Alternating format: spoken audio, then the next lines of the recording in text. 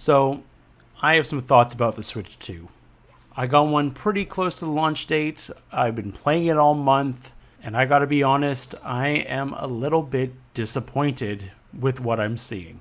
The console itself is pretty good, but it's everything else that's around it that just leaves a sour taste in my mouth. It was a very expensive purchase. It was around 700 and something dollars for us Canadians, which is pretty pricey for a new console. And I love the screen. I love how big it is.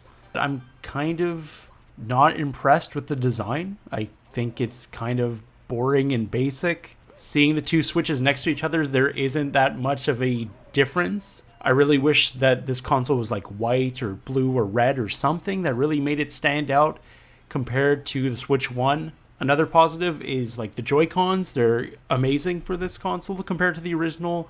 I love the magnetic feature. It's awesome. It feels so fun to like remove your Joy-Cons. It's so much easier to switch them out now. That's great. But the Joy-Con grip this time around feels very awkward, and I do not like it very much.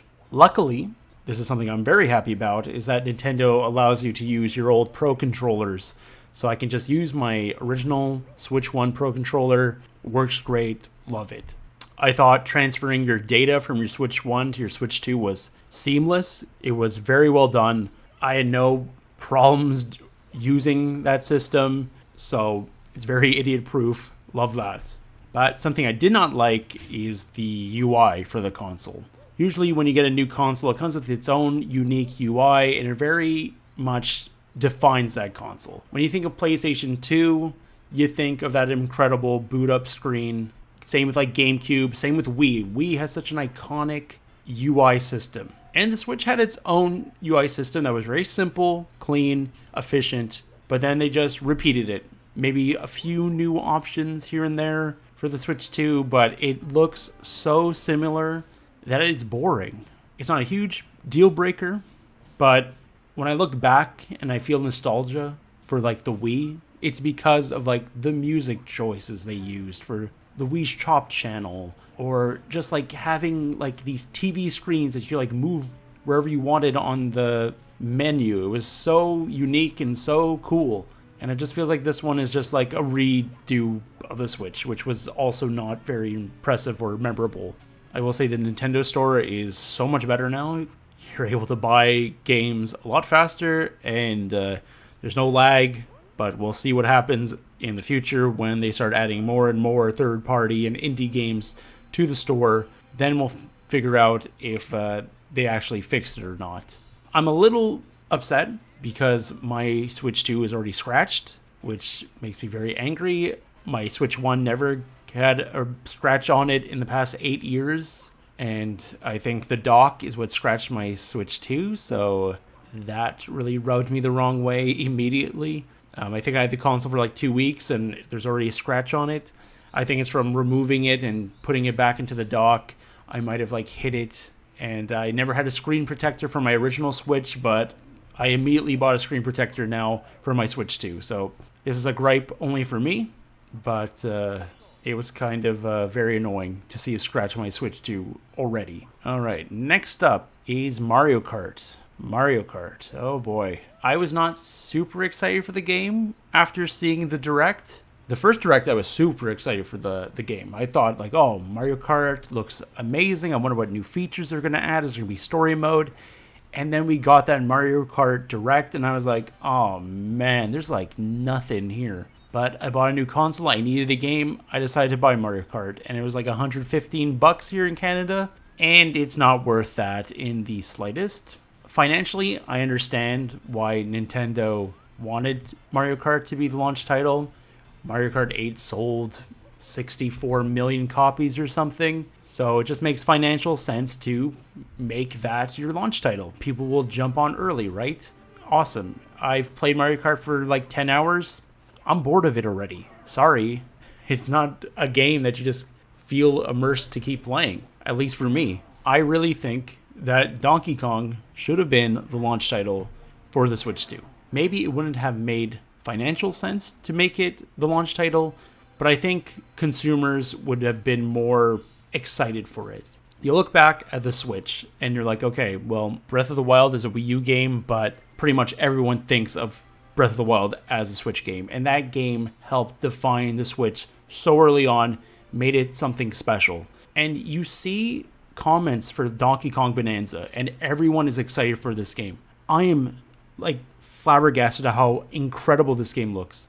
And I would have been so much happier if it was the launch title. Or if Nintendo was really cool, they could have given us both Mario Kart and Donkey Kong, and we could have had 2 games. But I understand that they want to split up their titles like every month, so there's always something to look forward to. And I know you might be asking or saying like, hey, why don't you play a different Switch 2 game now? Go buy Cyberpunk or go buy Bravely Default. And there's a few issues with that. First, I don't have infinite money, right? I can't buy every Switch 2 game I want because, first of all, they're expensive as hell. And second of all, they're expensive as hell, right? I'm not going to spend $100 to buy Cyberpunk when I don't even know that game that well.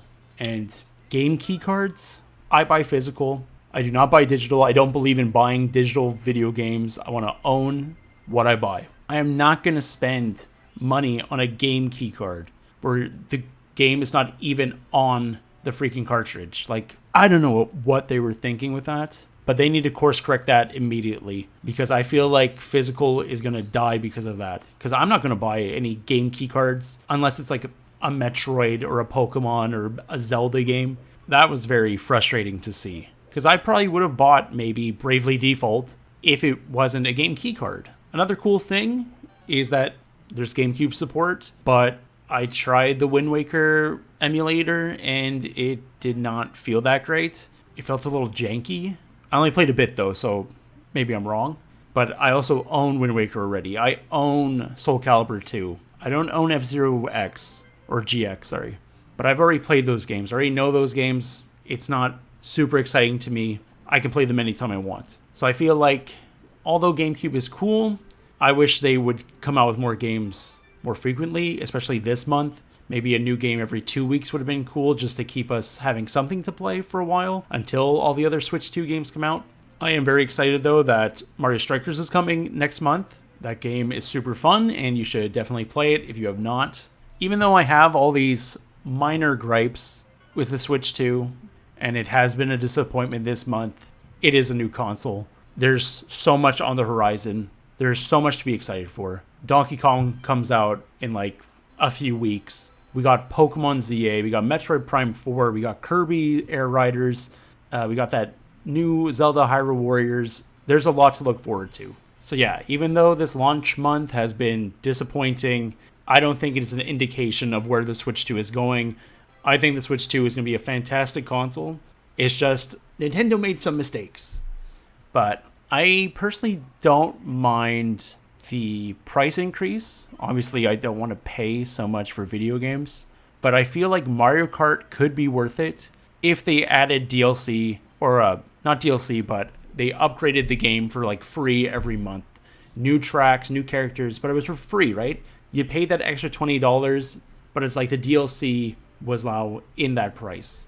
I would feel less angry about that, but if they came out with DLC, I'm not buying it. Like, I'm not paying more money for a pretty alright video game. So all we can do now is hope that the Switch 2 gets better. Hopefully GameCube cards disappear. We can hope and pray that the prices go down, but they're not going to. That's all I have to say about the Switch 2. As a longtime Nintendo fan, I am disappointed but optimistic about the future. So take care, everyone.